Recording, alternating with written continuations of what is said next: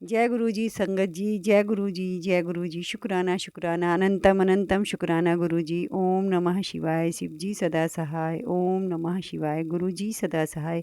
इस मंत्र के साथ एक छोटा सा सत्संग सुनाऊंगी, बहुत ही प्यारा सत्संग।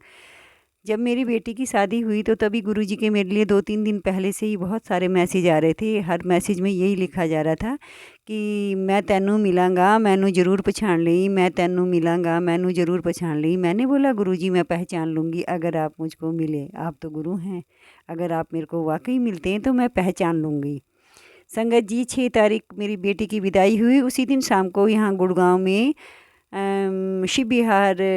शिपाल विहार में एक सत्संग था किसी के यहाँ। उन्होंने मेरी बेटी को बुलाया। वो पहले भी वहाँ आती जाती रही है, पर उन्होंने कहा ख़ास करके अपनी मम्मी को ज़रूर ले आना, गुरुजी ने उनको बोला है, उनको बुलाना है। तो मैं भी गई उनके साथ यहाँ से। और सत्संग में उन्होंने जब सत्संग हो गया तो उन्होंने मेरे को भी ब्रेसलेट दिया। सबसे पहला ब्रेसलेट उन्होंने मेरे को ही दिया और उन्होंने कहा गुरुजी ने बोला है कि उन्हीं को देना है सबसे पहला। फिर बेटी को दिया, दामाद को दिया। और उसके बाद बहुत अच्छा वाक़या हुआ। यहाँ से हम लोग गए, बहुत बारिश थी संगत जी। उस दिन 7 तारीख को बहुत बारिश थी यहाँ से। नहीं 7 नहीं 6 को ही बहुत बारिश थी। और मैंने अपनी बहन के साथ जाना था। मेरी बहन ने बोला कि दीदी आ जाओ और मंदिर के दर्शन भी कर लेंगे और वहीं गंगा स्नान करके भी आ जाएंगे। अब तूने बेटी की शादी कर ही ली है तो चल वहाँ जाते हैं, मंदिर जाते हैं। मैंने कहा ठीक है। मेरी बेटी ससुराल चली गई, मैं भी फरीदाबाद निकल गई। जब वहाँ से हम लोग गए, बहुत भयंकर बारिश थी। मतलब गाड़ियों का आना जाना समझ लो बहुत मुश्किल था। बहुत मुश्किल से हम लोग जा रहे थे। तो लेकिन नजीमाबाद और नगीना के बीच में एक जगह गाड़ियाँ रुकी हुई थी। वहीं एक औरत चिल्ला रही थी, गाड़ी रोको, गाड़ी रोको, गाड़ी रोको। तो मेरी बहन ने बोला अरे क्यों चिल्ला रही होगी, क्या बात हुई होगी। तो बहन के हस्बैंड बोले हो सकता है कोई गैंग होगा, भाई गाड़ी रोकना ठीक नहीं है। तो उसने कहा प्लीज़ रोक के देखो कि कोई ज़रूरी समस्या ना हो इनको, और क्या वजह है। लेकिन गाड़ी तो उसके आगे पीछे भी रुकी हुई थी, उसके अगल-बगल भी गाड़ियाँ रुकी हुई थी संगत जी। और उसके बाद जब गए तो वो पानी की बोतल लेके गए, पानी पानी चिल्लाने लगी वो औरत।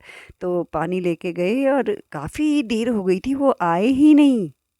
मैंने कहा यार मैं भी देखने जाती हूँ अपनी बहन को। मैंने बोला चल मैं भी देखने जाती हूँ उनको, क्यों नहीं आए अभी तक। बोली दीदी पानी बारिश में भीग जाओगे, बारिश तेज़ है। मैंने कहा वो भी तो भीग ही रहे हैं, मैं भीगूंगी तो क्या हो गया, भीग जाएंगे तो, पर देख के आती हूँ क्यों नहीं आए। संगत जी जब मैंने देखा तो गाड़ी में ना 6 फुट 3 इंच लंबा आदमी और बगल में कुत्ता। अरे वो लेडीज़ पीछे बैठी हुई थी। तो मैंने मैंने जल्दी से वो ब्रेसलेट निकाला, निकल ही नहीं रहा था, जल्दी जल्दी निकाला। मैंने बोला जय गुरु जी, जय गुरु जी। और उनके हाथ में पहनाया, ऐसे पहनाया आज तक भी मेरे को लगता है कि ऐसे जैसे बच्चे का हाथ होता है, इतनी जल्दी उनके हाथ में चला गया। मैंने उनके माथे से भी ब्रेसलेट लगाया, उनके सीने से लगाया। मैंने कहा जय गुरु जी बोलो, जय गुरु जी बोलो। बोले जय गुरु जी। मैंने कहा ये हमारे गुरु जी का ब्रेसलेट है, आज ही मुझे मिला था, चलो आपके लिए था तो अब मैं आपके हाथ में पहना गई, आप ठीक हो जाएंगे। और क्या चाहिए। तो बोले अब मैं पानी पी लूँ। मैंने कहा हाँ पानी पी लो। उन्होंने पानी पिया। मेरे बहन के हस्बैंड बोले मैं तो उतनी देर से था, लेकिन इन्होंने मैं इतना बोलता रहा, पानी मांगा नहीं। फिर बोले मैं बाहर आ जाऊँ 1 मिनट के लिए। मैंने कहा आ जाओ आ जाओ। फिर मैंने कहा मैं आपको छू रही हूँ ना और आपके हाथ पाँव दबा रही हूँ, कहीं ये कुत्ता मुझे काटे ना। तो बोले नहीं नहीं ऐसे नहीं काटेगा तुमको, बिल्कुल नहीं काटेगा। और फिर वो लेडीज़ भी बाहर आई जो उनके साथ थी, वो भी बाहर आए। और वो गोद हिलाने लगी तो लगा जैसे बच्चा रो रहा है, लेकिन गोद में बच्चा भी नहीं था। और बोले आपने कहाँ जाना है। मैंने कहा हम लोगों ने जाना है ज्वालपा देवी, नजीमाबाद, आपने सुना है। बोले हाँ हाँ सुना है, मैंने सुना है। तो मैंने कहा हमने वहीं उसी रास्ते जाना है, ज्वालपा देवी दर्शन करने जाना है, वहीं गंगा स्नान करके आऊँगी। और बोले तो नजीमाबाद तक मैं भी आप लोगों के साथ चलता हूँ। मैं नजीमाबाद में मेरे भाई का क्लिनिक है, वहाँ जाऊँगा। संगत जी उसके बाद वो अपनी गाड़ी में बैठे और हमसे आगे निकले और हम बैठे, हम भी उनके पीछे हो गए। 1 मिनट के बाद उनकी गाड़ी कहाँ गई ये पता ही नहीं चला। मैं देखती रह गई, देखती रह गई। मुझे बहुत देर बाद ध्यान आया, अरे गोल्डी मेरे को तो गुरुजी के मैसेज आ रहे थे, कहीं गुरुजी तो नहीं थे इतने लंबे, इतने वो।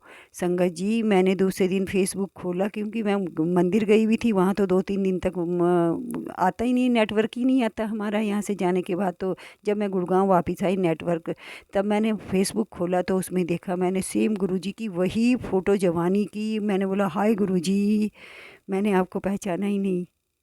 मैं दंग रह गई। लेकिन गुरुजी का वो मिलना, गुरुजी का वो ब्लेस करना अति ही प्रिय था। और उन्होंने क्या ब्लेस किया, उन्होंने मेरी बहन को क्लिनिक ब्लेस ब्लेस किया। जो बोला उन्होंने मैं अपने भाई के यहाँ जा रहा हूँ ना, वो क्लिनिक ब्लेस किया। और मेरे बहन के हस्बैंड को दवाइयों की कंपनी में शेयर दिया जिस मालिक ने, उसी ने मेरी बहन को भी क्लिनिक बना के दिया। कोई एक पैसा नहीं मांगा। 49% दोनों को दिया, पति पत्नी को। ऐसे हैं गुरुजी, ऐसी उनकी ब्लेसिंग है। कब किसको देते हैं, कब किससे बात करते हैं, किसको मिलते हैं, पता नहीं। पर मेरे गुरुजी जब मुझको साक्षात मिले, मैं तो धन्य हो गई उनके दर्शन पाके। जय गुरुजी, जय गुरुजी। अनंतम अनंतम शुक्राना आपका गुरुजी। अब मैं इसी सत्संग को विराम दूंगी यहीं पे। और इसके साथ मैं शिव विद्येश्वर संगीता का, शिव महापुराण का 4th अध्याय पढ़ूंगी। ओम नमः शिवाय। शिव जी सदा सहाय। ओम नमः शिवाय। गुरु जी सदा सहाय। अथ 4th अध्याय श्रवण, कीर्तन और मनन, इन तीनों साधनों की श्रेष्ठता का प्रतिपादन। मुनियो ऊचु मननम कीदृशम ब्रह्माक्षुण्णम चापि कीदृशम कीर्तनम व कथा सत्यम कीर्त्येताध्यथायथम। मुनिगण बोले, हे ब्राह्मण, मनन कैसा होता है, श्रवण का स्वरूप कैसा होता है और उनका कीर्तन कैसे किया जाता है, यथार्थ रूप में आप वर्णन करें। ब्रह्मवाचा पूजा जपेश गुणारूपा विलासा नाम युक्ता प्रीण मनसा परिशो